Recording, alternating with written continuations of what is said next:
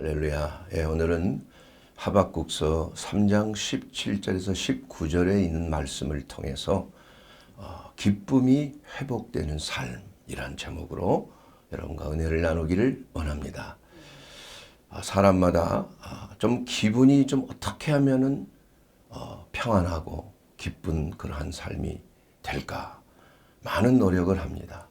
그래서 우리 한국 사람은 특히 그 기분에 많이 좀 좌우되는 좀 감정이 풍부한 그러한 민족입니다. 그래서 기분이 나면 안 될 일이 없어요. 신바람이 한번 나면은 흥이 나면은 거침없어요. 그러나 또 어떤 면에서는 기분이 좀 안 좋고 좀 맥이 빠지고 이러면은 또 금방 좌절할 수가 있는 그러한 민족입니다. 그러나 그런 가운데서도 우리는 끊임없이 그야말로 은근과 끈기의 정신으로 그럼에도 불구하고 모든 난관을 정말 지혜롭게 잘 극복하는 민족이다. 바로 모든 인생들은 어떻게 하면은 좀 기뻐하고 행복한 삶을 살 수 있을 것인가? 여러분 행복하기를 원하십니까? 다 행복하기를 원합니다. 그래서 그 행복을 추구하는 삶, 또 나의 기분이 좀 업되는 그러한 삶이 우리에게는 필요한 삶이에요. 그런데 사실 우리의 몸에는 행복 호르몬이라는 것이 있습니다. 행복 호르몬. 그 행복 호르몬은 바로 세로토닌이나 도파민이라고 하는 호르몬이 분비가 돼요. 그런데 그 호르몬이 분비되기 위해서는 어떤 자극이 필요한 것이에요. 그 어떤 자극이 필요하느냐? 운동을 통해서 또 혈액순환이 잘 되고 또 기분이 좋아지면은 행복 호르몬이 쫙 분비가 돼요. 또 그것이 더욱더 극대화되는 그 순간은 뭐냐 하면은 엔돌핀이라고 하는, 특히 베타 엔돌핀이라고 하는 그러한 그 호르몬, 이러한 호르몬이 분비될 때 아주 우리의 기분은 아주 그냥 한마디로 말해서 그냥 날아갈 듯한 그러한 기분을 느끼게 됩니다. 근데 그러한 그 기분이 업되고 좋아지고 행복하게 되는 그러한 것을 자극하기 위해서 어떠한 행동을 하는 거예요. 뭐 예를 들자면 운동을 좋아하는 사람은 등산을 한다. 등산을 하게 되면 올라가는 과정 속에서 얼마나 숨이 차고 힘들고 아프기도 하고 넘어질 위험성도 있고 모험이 있고 이러한 가운데 끝까지 참고 견뎌서 정상에 올라갔을 때, 정상에서 높은 곳에서 정상에서 아래를 바라볼 때 우리의 마음이 그냥 시원하게 되는 그런 경험을 해봤을 것입니다.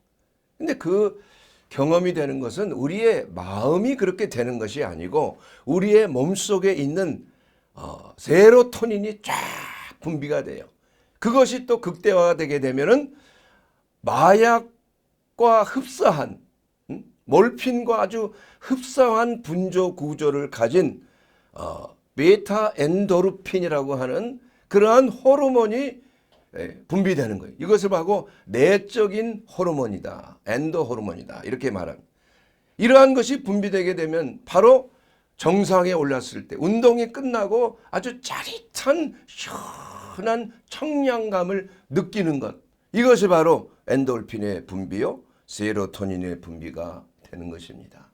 그래서 이러한 것들을 자꾸 자극해야 또 기분이 좋아지는 거 아니에요. 그것은 바로 하나님이 기뻐하시는 진정한 기쁨이 아니에요.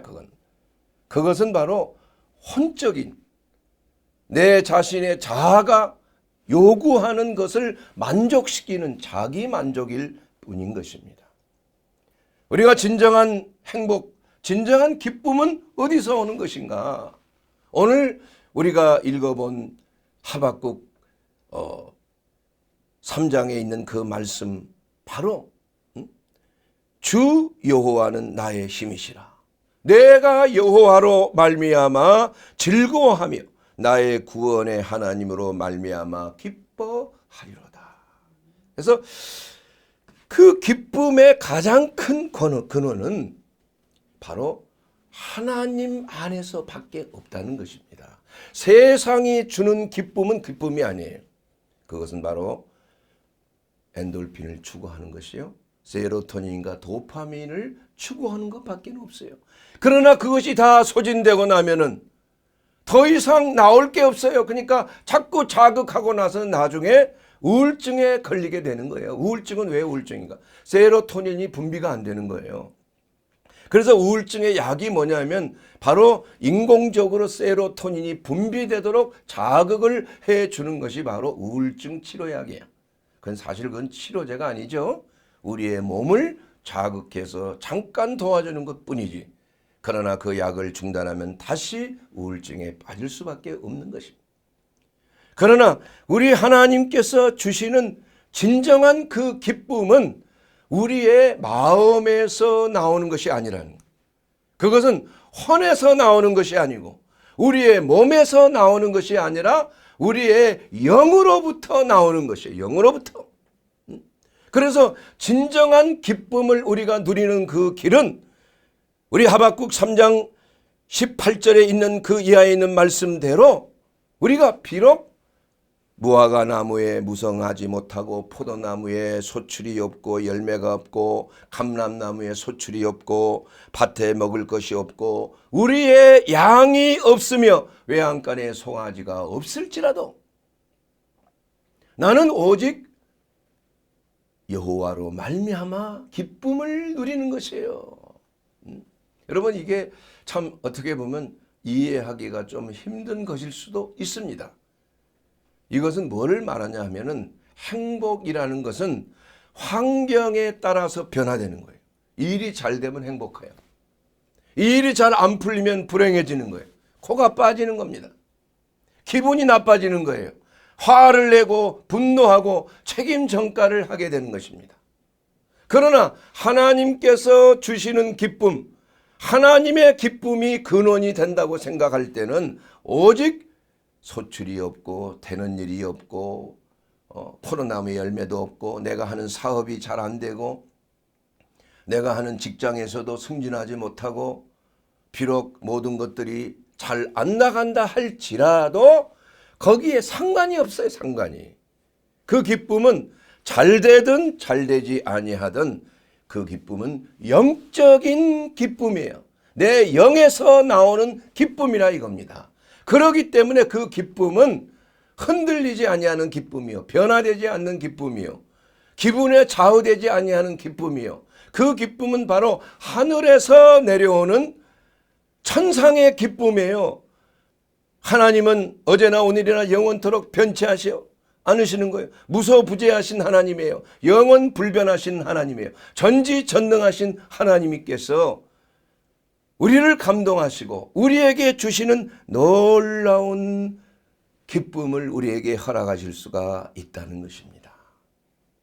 그런데 문제는 뭐냐 하면은 왜 내게는 하나님이 주시는 기쁨이 왜 없을까?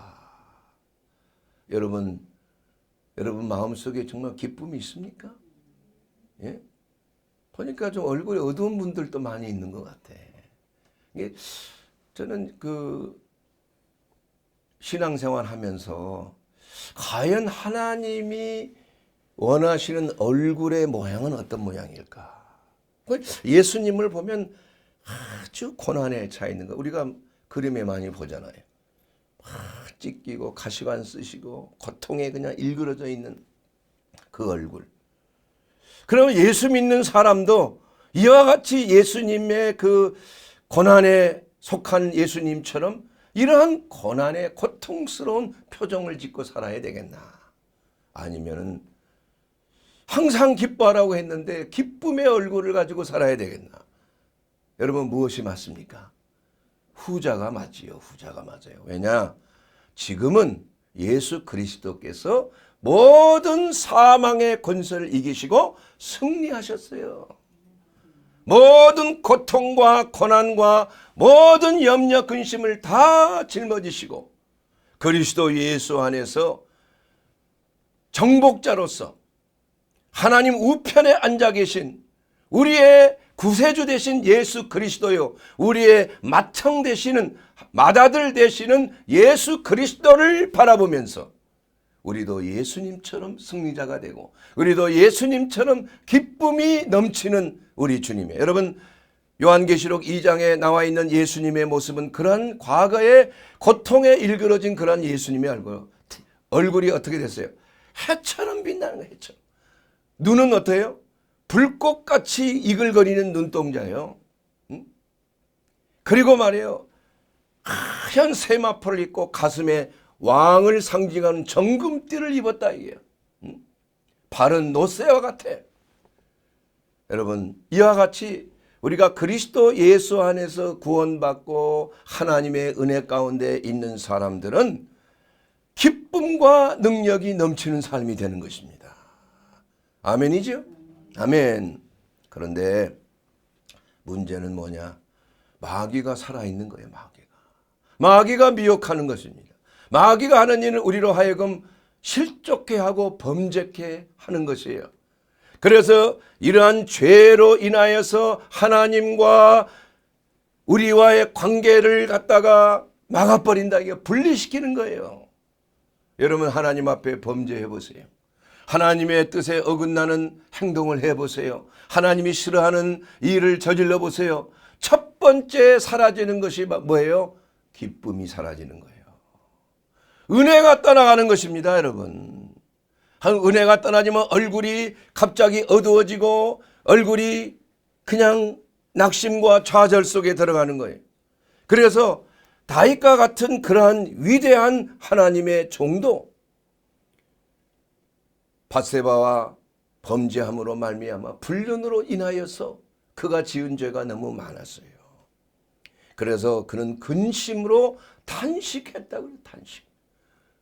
이와 같이 죄는 근심을 가지게, 하나님의 구원의 기쁨을 상실하게 하는 것이 바로 죄라니까, 죄. 그래서 우리는 어떤 일이 있어도 죄를 멀리해야 되는 거예요. 피 흘리기까지 죄와 싸워야 되는 것입니다. 예?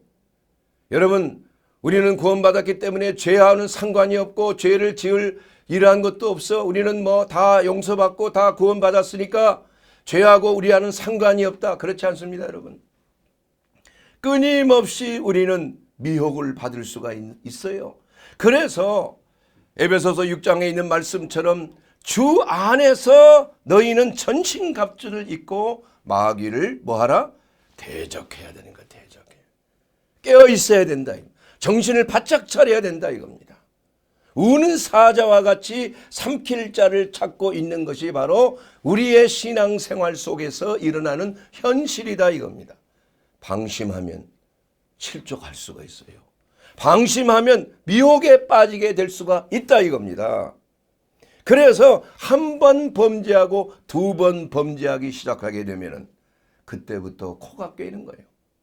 강제가 있는 것입니다. 노예가 되는 것이에요. 빠져나오기가 매우 힘들어요. 자유함이 사라지는 것입니다. 기쁨이 사라지는 것입니다. 진정한 하나님 안에서 누리는 그 능력이 상실된다 이겁니다. 그래서 사도 바울은 고린도 교회를 향하여 내가 너희 말을 시험해 보는 것이 아니라 너의 능력을 내가 시험해 본다고 그랬어요. 주의 종이 사역을 하면서 능력이 상실되면 문제가 생기는 겁니다.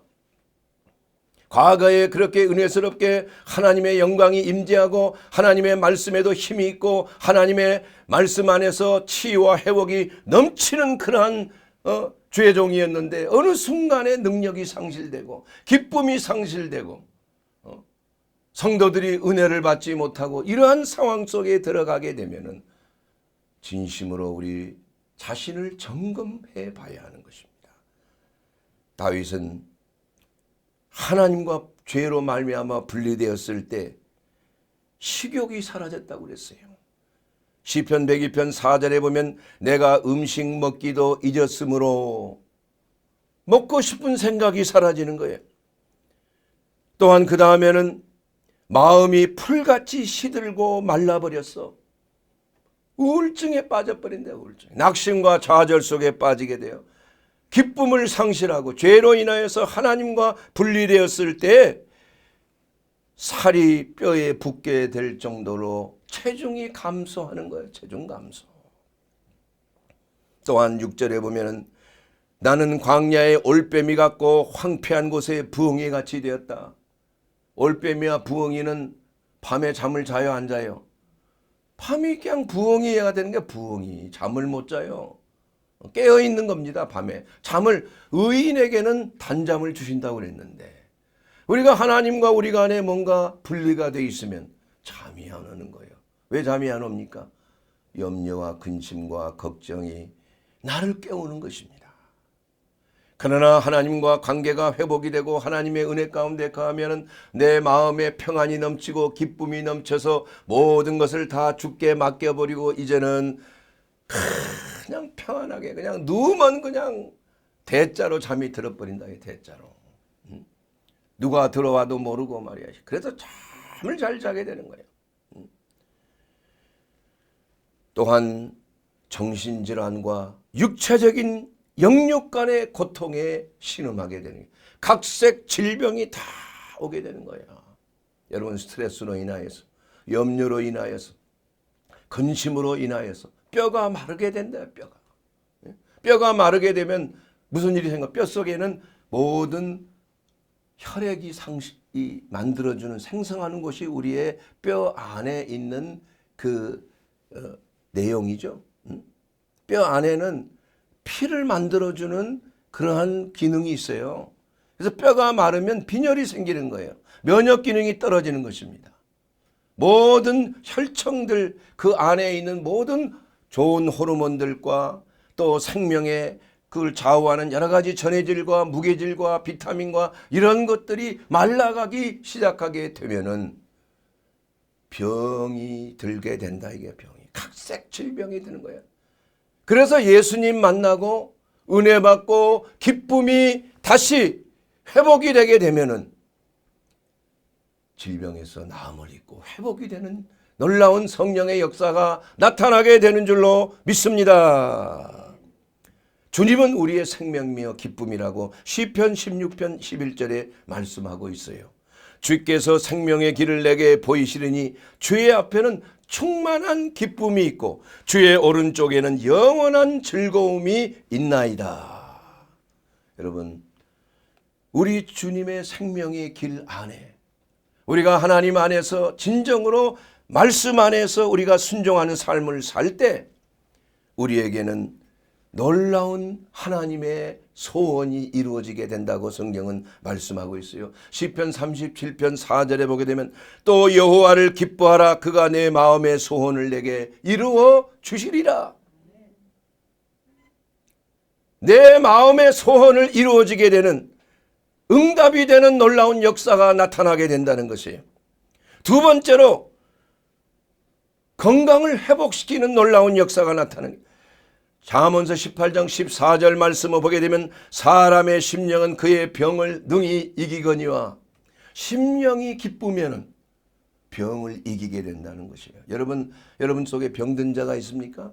심령이 약하기 때문에 하나님의 생기를 받고 우리의 영이 강건하게 되게 되면은 모든 질병에서 자유함을 입게 된다. 이건 질병에서 영적인 회복이 있게 되면 영혼이 잘 되면은 뭐예요? 범사가 잘 되고 강건하게 되는 이러한 순서를 가지게 된다. 이건 거꾸로 우리가 육체가 병들고 마음이 병들게 되면 영이 위축이 되는 거야. 마귀의 공격은 바로 우리의 마음을 위축시키고 근심시키고 마음을 우울하게 만들고 절망과 낙심하게 만들 때 잘 들어야 됩니다. 잘 들어야 돼요.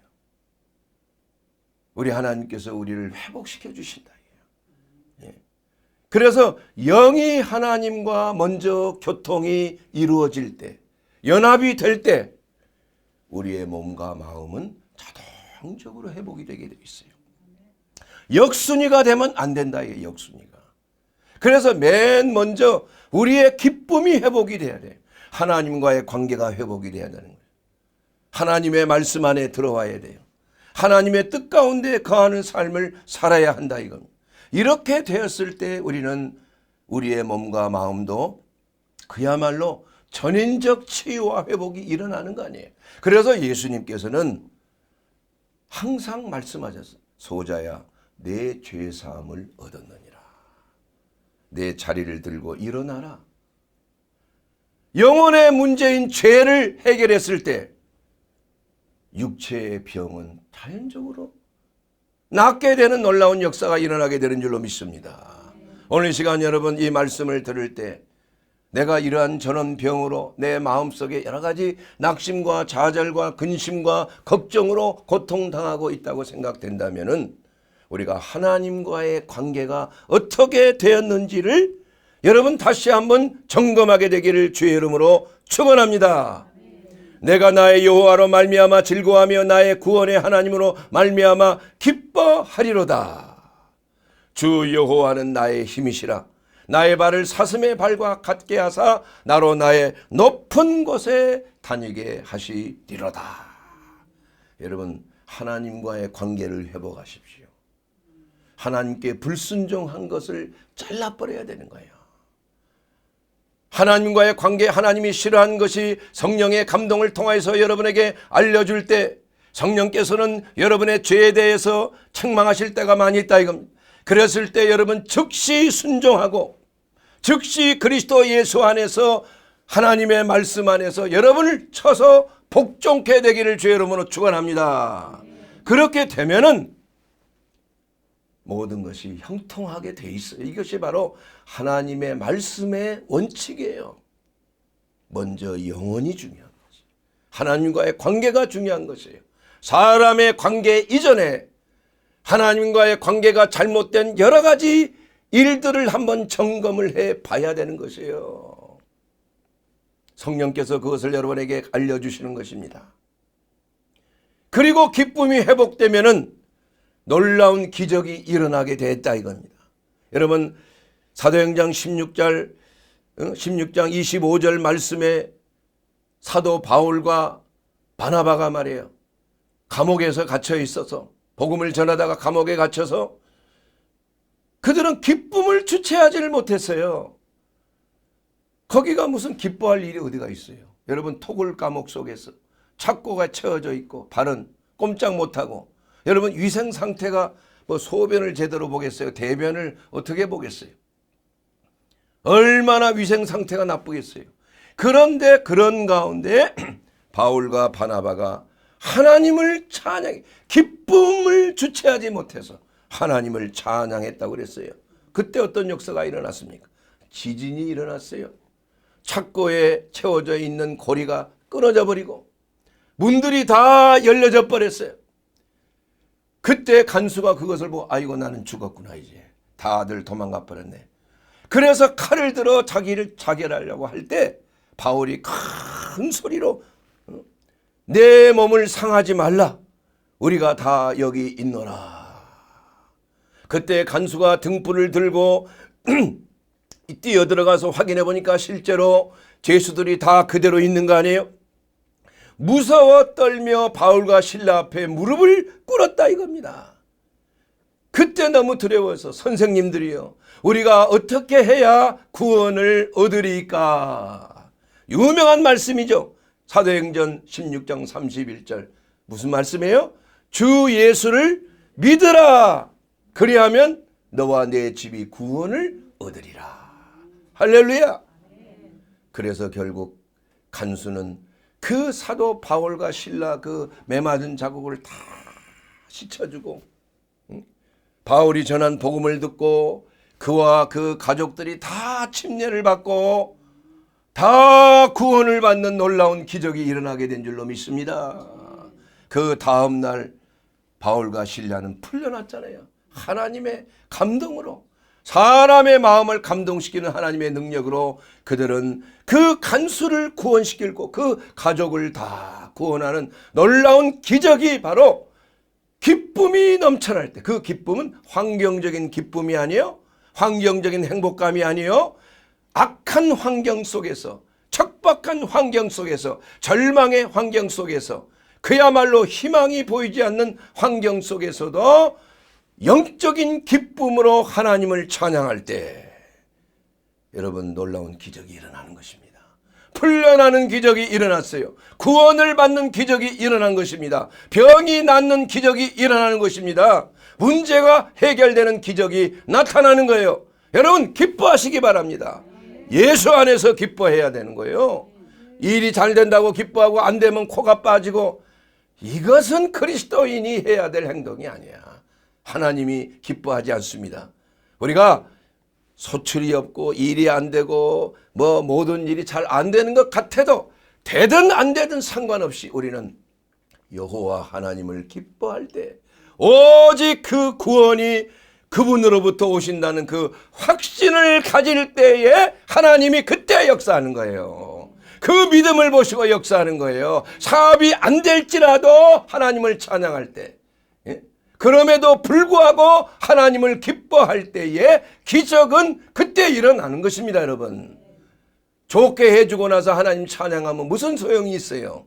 일이 안 될 때 하나님을 바라보고 믿음으로 하나님을 찬양하고 하나님 앞에 감사의 기도를 드리고 하나님 앞에 봉헌할 때 하나님은 그 믿음을 보시고 놀라운 하나님의 기적을 만드신다 이겁니다.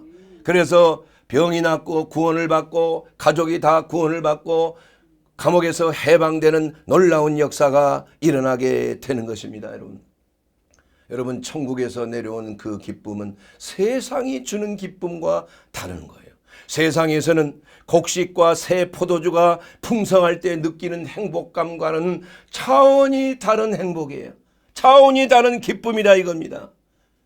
인간의 육체는 풀과 같고 인간의 영혼은 풀의 꽃과 같아서 풀은 시들고 꽃은 떨어지는 거예요. 그러나 하나님의 말씀은 세세 무궁토록 영원하리로다. 우리가 하나님의 말씀 안에 그 말씀은 바로 그리스도 예수님, 말씀이 육신이 되어 오신 예수 그리스도 안에 거할 때 우리 하나님께서는 놀라운 기적을 만들어 주시는 거예요. 그 기적은 기쁨을 통해서 오는 기적이 되는 줄로 믿습니다. 여러분 얼굴 표정 관리 좀 하셔야 돼요. 우리는 기뻐해야 되는 거죠. 기쁨이 넘치는 그러한 삶을 통하여 하나님은 됐다. 네가 비록 어렵고 힘든 거 내가 안다. 그러나 너는 나를 바라보고 기뻐했구나. 이제 내가 기적을 베풀리라. 이러한 기적의 역사가 도처에 있는 것입니다. 사랑하는 여러분, 기쁨은 바로 모든 눌림에서 자유케 하는 결과가 되는 것. 여러분, 예수님께서 70인의 제자들을 전도하러 보냈어요. 그리고 그들에게 모든 원수를 제어할 능력, 뱀과 정갈을 밟을 권세를 주셨다 이거예요. 그래서 그들이 가서 예수의 이름으로 기도하고 귀신을 내쫓으니까 귀신이 항복하고 다 도망가더라 이거예요. 너무나 놀라운 예수님의 그 이름의 권세에 그들은 기뻐하며 돌아와 보고했다 이겁니다. 그러자 예수님께서 내가 하늘에서 사단이 내가 떨어지는 걸 내가 봤다 이거예요. 공중에 권세 잡은 악한 영들이 바로 예수의 이름으로 기도할 때 그냥 나가 떨어진다 이거. 나가 떨어져요. 그 권세를 상실한다 이겁니다. 그렇게 함으로 인해서 예수님은 뭐라고 말씀해? 너희가 귀신이 너희에게 항복하는 거로 너무 기뻐하지 말고 너의 이름이 하늘나라에 기록된 것으로 기뻐하라 하시면서 예수님께서는 성령으로 기뻐하셨다. 이르시되 천지의 주제이신 아버지여 이것을 지혜롭고 슬기로운 자들에게는 숨기시고 어린 아이들에게는 나타나심을 감사하나이다. 이렇게 하시면서 바로 기쁨으로 하나님 앞에 영광을 돌릴 때 흑암의 권세에서 자유케 하는 거예요. 자유케. 여러분 우리가 예수의 이름으로 흑암의 권세를 묶어버리는 그러한 능력이 있습니다. 여러분 믿습니까? 이것을 부인하면 안 돼요. 우리가 싸워서 승리하는 것은 분명히 우리와 대적하는 마귀가 있다는 거예요. 적이 있다는 것입니다. 우리의 적은 세 가지가 있다고 그래요. 첫째는 뭐예요? 원수 마귀가 있고 두 번째는 뭐예요? 세상이 우리의 적이에요. 세상에 흐르는 모든 문화. 또 세 번째는 뭡니까? 나의 이 자아, 내 정욕, 내 욕심, 이런 것들이 바로 우리의 원수가 되는 거예요. 우리는 그 원수를 대적해야 되는 것이에요. 예수의 이름으로 대적하고 물리쳐야 되는 것이에요. 그렇게 되면 하나님의 나라가 너희에게 임하였느니라. 예수님이 분명히 말씀하셨어요. 마태복음 12장 28절에 내가 하나님의 성령의 능력을 힘입어서 귀신을 쫓아내는 것이면 하나님의 나라가 너희에게 임했느니라. 여러분, 하나님의 나라의 특징은 뭡니까? 기쁨이에요. 평안입니다. 자유함이에요. 예? 여러분, 흑암의 권세를 예수의 이름으로 우리가 물리칠 때, 대적할 때 바로 하나님의 나라가 우리 가운데 임하는 것입니다. 여러분, 어디를 가든지 마귀를 대적해야 됩니다. 어떠한 장소에 가면 그곳을 주관하고 있는 마귀를 대적해야 되는 거예요. 또한 두 번째로 가장 중요한 게 뭐냐?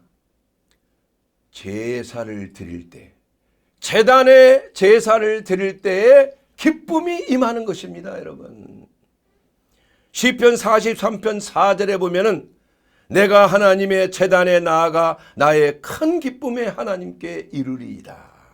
봉헌의 장소, 희생 제물의 장소, 하나님 앞에 내 몸과 마음을 온전히 드릴 때, 그때 하나님은 기뻐하시는, 우리에게 기쁨을 주시는 거예요. 그래서 초대교회 성도들은 예배 드리는 것을 그렇게 좋아했어요. 사도행전 2장 46절에 날마다 마음을 같이하여 성전에 모이기를 힘썼다. 집에서 떡을 떼며 기쁨과 순전한 마음으로 음식을 먹고 그 성에 큰 기쁨이 있더라. 여러분, 예배 드리는 이 장소가 바로 기쁨의 장소예요. 하나님 앞에 제사 드리는 여러분의 몸과 마음을 헌신하는 그 장소가 바로 성령의 불이 내려오는 장소예요. 하나님의 번제단 위에 내려오는, 하나님은 바로 소멸하시는 불이세요. 바로 우리의 모든 죄악과 허물을 다 태워버리시는 하나님의 불이세요. 여러분의 모든 저주와 조상으로부터 유전된 모든 죄악과 허물로 인하여 저주의 역사가 그리스도 예수 안에서 다 끊어져 버리는 그 놀라운 장소가 바로 예배의 장소요. 바로 하나님 앞에 드리는 제단이라 이겁니다. 제단. 여러분, 그때 우리 주님을 만나게 되는 거예요. 우리 주님의 영이 우리에게 충만케 되는 거 아니에요? 시와 찬송과 신령한 노래로 서로 화답하고 너희 마음을 주께 노래하며 찬송하며 범사에 우리 주 예수 그리스도의 이름으로 하나님 아버지께 감사하는 것. 에베소서 5장 19절 이하에 있는 말씀을 통해서 우리는 주님 앞에 나가서 하나님께 예배 드릴 때 기쁨이 넘쳐나는 것, 기쁨이. 자, 여러분, 사랑하는 사람 만나보셨잖아요. 예? 여러분, 그러니까 결혼도 했는 거 아니에요? 그 사랑하는 사람을 만나고자 할 때 얼마나 그 기쁨이 있어요, 기쁨이. 예? 춘향이가 이도령을 만날 때 얼마나 그 기쁨이 있어요. 다시 오실 주님을 다시 한번 만날 그 고대를 할 때, 신랑을 만날 고대를 할 때 우리에게는 얼마나 큰 기쁨이 있느냐 이거예요. 이와 같이 우리가 예배라는 것은 바로 주님과의 예식이요, 주님과의 만남이요, 주님과의 연합이에요. 주님과의 하나를 이루는 이러한 놀라운 예식이 바로 예배를 통해서 이루어지는 것 아니겠습니까? 그렇기 때문에 예배 중심적인 신앙생활, 이게 매우 중요해요. 이것은 바로 교회 안에서 우리가 성도가 모여서 예배를 드리고 또 흩어져서 우리의 삶 속에 산 제사로 드려지는 삶의 예배, 이것이 바로 우리 하나님께서 기뻐하시는 진정한 기쁨을 우리에게 가져다주는 예배가 되는 줄로 믿습니다. 여러분, 기쁨을 유지할 수 있는 길은 하나님 앞에 전심으로 예배드리는 길입니다. 상한 심령으로 하나님 앞에 제사를, 번제사를 드리는 예배에 참여하게 되기를 주의 이름으로 축원합니다. 하나님이 받으시는 예배는 상한 심령으로 드리는 예배예요. 마음을 찢으면서 하나님 앞에 드릴 때 바로 성령의 불로, 하나님의 권능의 불로 우리의 모든 죄악과 허물을 다 태우시고 그야말로 새롭게 변화를 받고 하나님의 거룩한 성도로서 거듭나게 되며, 그로 말미암아 이제는 눈물로 씨를 뿌리는, 그야말로 기쁨으로 단을 거두는 그 놀라운 성령의 역사하심이 나타나는 것입니다. 여러분, 시편 126편 5절 이하에 보게 되면은 이스라엘 백성들이 바벨론 포로 70년 생활을 청산하고 이제는 예루살렘으로 돌아가는 그러한 시편입니다. 주여, 포로들을 남방 시내들 같이 돌리소서. 우리의 입에는 웃음이 가득하고 우리의 혀에는 찬양이 가득하였나이다. 눈물로 씨를 뿌리는 자는 기쁨으로 거두리로다. 울며 씨를 뿌리러 나가는 자는 반드시 기쁨으로 그 곡식의 단을 가지고 돌아오리로다. 여러분, 왜 농부가 눈물을 흘리며 씨를 뿌립니까? 여러분, 땀을 흘리며 씨를 뿌려야지. 여기에는 사연이 있는 것이에요. 여러분, 이스라엘 광야 북단에서 남단까지의 그 광야인데, 특히 남단에 있는 그 광야는 아무리 씨를 뿌려도 메말라 버려요. 그래서 이 씨를 내가 뿌려봐야 과연 열매를 거둘 수가 있을 것인가? 단을 거둘 수 있을 것인가? 하면서 울며 하나님 앞에 기도하며 씨를 뿌리러 나간다는 거예요.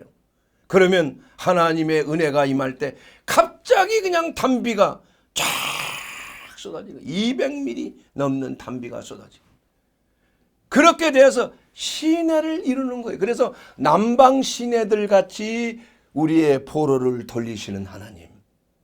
남방에는 원래 메마른 곳입니다. 광야예요. 브엘세바입니다. 거기는 비가 잘 오지 않는 곳이에요. 그러나 하나님 앞에 눈물을 흘리며 씨를 뿌리며 기도하며 하나님 앞에 나아갈 때 하나님께서는 비를 내려주시는 하나님, 시냇물을 만들어주시는 하나님, 광야에 시냇물이 흐르고 참으로 모든 곡식들이 무르익어서 풍성한 열매를 맺고 기쁨으로 단을 거두고 돌아오게 되는 놀라운 은혜가 임하는 것이에요. 여러분, 아무리 광야 같은 인생이라 할지라도 우리 하나님 앞에 눈물을 흘리며 기도하며 하나님 앞에 간절히 부르짖어 기도할 때 우리 하나님께서는 그 광야를 시냇물이 흐르는 곳으로 변화시켜주는 줄로 믿습니다. 하나님은 기적을 행하시는 하나님, 하나님은 참으로 없는 곳에서도, 늑대와 실악이 울부짖는 그곳에서도 정말 화창한 하나님의 놀라운 성령의 역사를 통해서 열매를 맺게 하시고, 그야말로 어부가 노래를 부르며 고기를 잡게 하시는 하나님이 되신다 이겁니다. 하나님은 기적을 만드시는 하나님이세요.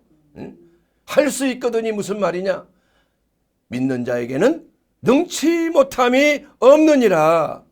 그래서 여러분, 저녁 같은 그 시간에 울음이 기숙할지라도 아침에는 기쁨이 오리로다. 저는 이 말씀을 정말 뼈저리게 느낀 사람 중에 하나. 이 말씀 나는 굉장히 좋아합니다. 개인적으로. 내가 어려운 일 있고 힘든 일이 있을 때 마치 저녁에는 눈물로 치시는, 저는 공부하면서, 독일에서 공부하면서 그러한 과정을 너무나 많이 겪었어요. 아내도 떠나고 아무도 없는 그러한 상황, 기숙사 방에 틀어박혀서 또 시험을 준비하면서 그 답답하고 외롭고 엄습하고 시험에 과중된 그런 마음에 눈물을 많이 흘렸어요. 매일매일 눈물을 흘린 적이 있어요. 그리고 나서 이제 2시, 3시까지 공부하고 잠깐 잠을 붙이고 아침에 일어났는데 언제 그 울음이 있었나는 식으로 기분이 그냥 상쾌해져. 이 말씀이 그대로 들어오는 거예요. 그의 노여움은 잠깐이요, 그의 은총은 평생이로다. 저녁에는 울음이 기숙할지라도 아침에는 기쁨이 오리로다. 사랑하는 여러분, 우리 주님은 살아계십니다. 우리가 인생 여정 속에서 아무리 어렵고 험난한 여정을 여러분이 겪고 있을지라도 여러분 걱정하지 마세요. 여호와 하나님을 바라봐야 돼요. 하박국 선지자처럼 여호와는 나의 힘이시라. 나의 발을 사슴의 발과 같게 하사 나로 나의 높은 곳에 다니게 하시리로다. 이 말씀을 여러분 생각하시게 되기를 주의 이름으로 축원합니다. 그렇게 되었을 때 바로 우리의 기쁨의 근원 되시는 그분은 누구십니까? 예수 그리스도 안에서 모든 지혜와 지식의 보화가 다 담겨져 있는 거예요. 예수 그리스도 안에서 우리는 모든 풍성한 은혜가 있고 모든 저주와 사망의 권세가 끊어지는 곳이에요. 우리 구원의 방주이십니다. 우리의 행복, 기쁨의 근원 되신 예수 그리스도, 그분은 내가 너희들에게 기쁨을 주느니 이 기쁨은 세상이 주는 것 같지 않다고 그랬어요. 너희를 이 기쁨을 빼앗을 자가 없다, 이렇게 말씀하신 줄로 믿습니다. 사랑하는 여러분, 그러기 위해서 우리는 예수 그리스도가 바로 우리의 하나님, 우리의 구주, 나의 사랑의 주님, 나를 주관하시고 내게 생명을 주시되 더욱 풍성하게 주시는 주님, 바로 그분이 나의 하나님, 나의 개인적인 왕으로 예수님을 모시게 되기를 주의 이름으로 축원합니다. 바로 예수님이 사랑하는 형제, 사랑하는 자매의 마음속에 거하시면 바로 예수님이 주시는 기쁨으로 모든 저주의 역사가 떠나가고 흑암의 권세가 떠나가고 그 기쁨이 주는 놀라운 성령의 권능으로, 부활의 권능으로 생명이 넘치는 그러한 젖과 꿀이 흐르는 풍성한 삶을 누리게 됨을 믿습니다. 주 예수님을 믿으십시오. 주 예수 안에 거하십시오. 그리스도 안에서 우리 모든 참 만족이 있는 줄로 믿습니다. 기쁨이 넘치게 하시는 우리 주 예수님 감사합니다. 오늘 이 말씀을 통해서 하나님 영광을 받으시고 듣는 모든 자들에게 그리스도의 평화와 기쁨이 넘치게 하옵소서. 예수님의 이름으로 축원합니다. 아멘.